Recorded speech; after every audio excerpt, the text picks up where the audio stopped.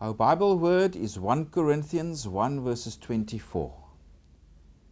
But to those who are called, both Jews and Greeks, in brackets, we preach Christ, the power of God and the wisdom of God.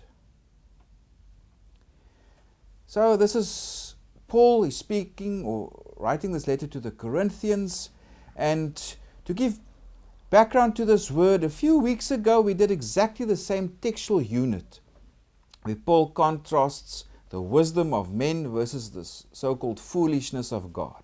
So let's go to that video and we will see the full explanation of the word there.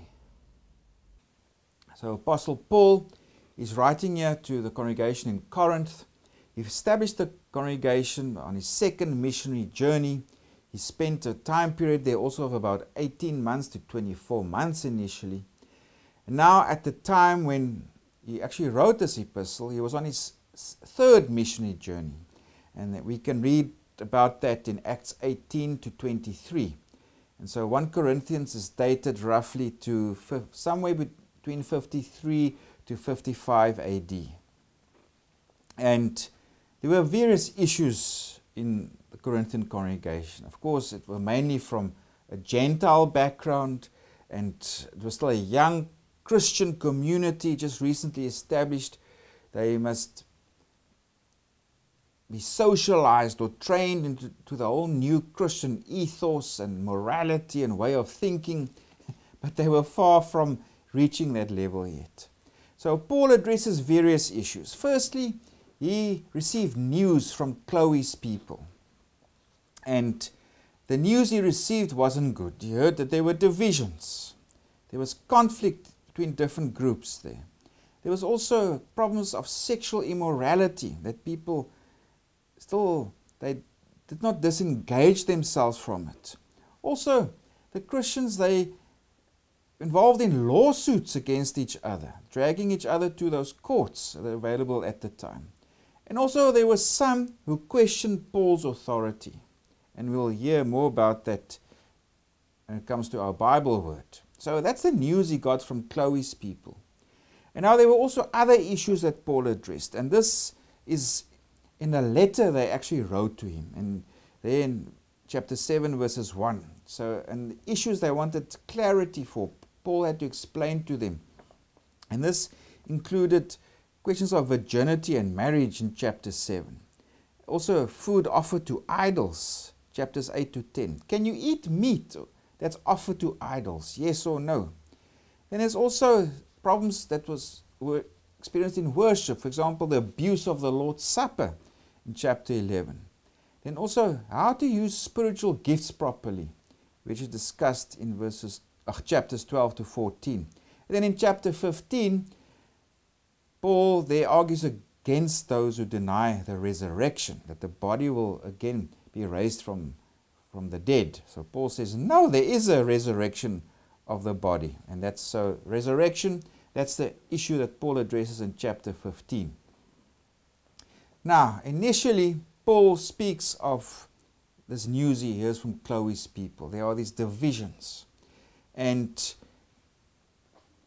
he says, some say they're from Apollos, some from Paul, some from Cephas, some support Christ. And Paul says, well, this is nonsense. Why are you doing this? And probably the root cause of these divisions is that the social elite in the congregation, there were probably only few of them, because it sounds like most of the congregation in Corinth, like Paul says, you're not from the well-born or whatever, you're mostly poor, etc. Probably many slaves also in the congregation in Corinth. But the few of the social elite, probably those who were well educated, they opposed Paul. And for them, Paul, he wasn't really an eloquent speaker. Maybe not as good as Apollos. If you go read Acts 18 verses 14, it says there he was a very eloquent man and very mighty in the scriptures. So for these guys, these Christians, Apollos was maybe a very good speaker. In the ancient world, a high form of education involved training in philosophy, like you would get exposure to Stoicism or Platonism or what other forms of philosophy at the time. And also rhetoric.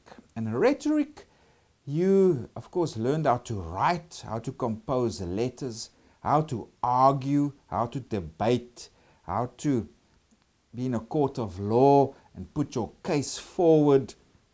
So it's about eloquence in speech, etc. So philosophy and rhetoric, these were signs, or that was typically the high education that existed back then. But that was only really available for the elite few. For 95% plus of the population, that was far out of reach to learn how to read and write, etc. So some of these in Corinth, they don't like Paul, they don't think he's a good speaker.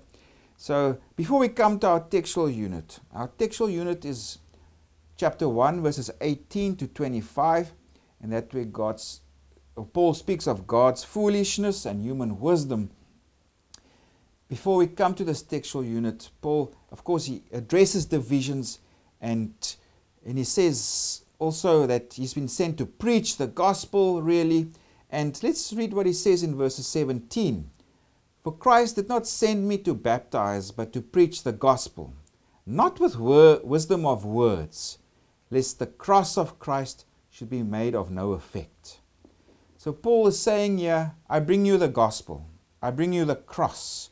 And it's not just, for me, it's not about using eloquent words and to display high forms of learning. It's just to bring you the message of the cross.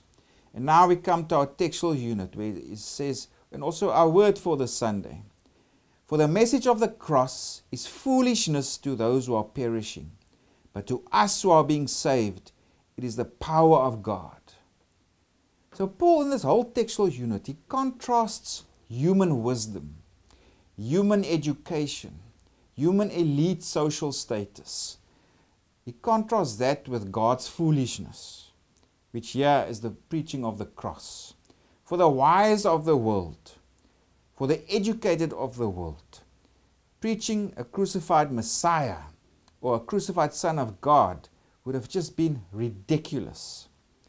We don't really appreciate today how preaching a crucified Messiah or Son of God in the ancient world would have been so offensive. It would have been obscene, so terrible. It went contrary to everything that the people held dear. And for example, for the Jewish people, a crucified Messiah, it went against everything they expected. A Messiah would come, he would be victorious. But by all accounts, Jesus was a loser. He was nothing. He was humiliated and dishonored on the cross. He was defeated. He is nothing. Similarly for Gentiles, the idea of a Son of God, especially that is also Jewish, somewhere from a funny people that live on the edge of the empire, that only believe in one God, who are lazy because every seventh day they do nothing. These silly people who do not participate in the civic religion and festivals in honor of the emperor. These silly people, you want to say, from them comes the Son of God, or a son of a God, or the mediator of creation, and he's crucified. You must be crazy. So we don't appreciate just how rude and obnoxious and offensive early Christians were to the fellow people around them for believing in this crucified Messiah and that he is a source of redemption, etc. So it went against all forms of wisdom. Now Paul belittles human wisdom. If we read in verse 19, he quotes from Isaiah 29 verse 14. For it is written, I will destroy the wisdom of the wise and bring to nothing the understanding of the prudent. So for Paul, God destroys human wisdom and what human wisdom will see as acceptable. He also says, where is the wise? Where is the scribe? He also refers here to Jewish scribes. In other words, those trained in the law. And they were probably priests. They were the interpreters of the law, these scribes. So they were also educated, etc. Where is the disputer of this age? In other words, the one who's trained in rhetoric, who can speak eloquently, who can argue and debate, etc. Has not God made foolish the wisdom of this world? Now, Paul also explains here, by their own human wisdom, people didn't come to know God and His salvation. For them, this message of the cross is foolishness. So Paul is using kind of ironic language and paradoxes, etc. He speaks, well, God in His wisdom used foolishness to bring the message of the cross, etc. He says in verse 21, God through the foolishness of the message preached to save those who believe. And he speaks that the Jews want a sign, the Greeks seek wisdom, but we preach Christ crucified, to the Jews a stumbling block, to the Greeks foolishness. But this, to those who are called, both Jews and Greeks, Christ is the power of God and the wisdom of God. So in other words, elite status, educated status, eloquence, normally reserved for those in power, the powerful. No, Christ is the power. He's the genuine power.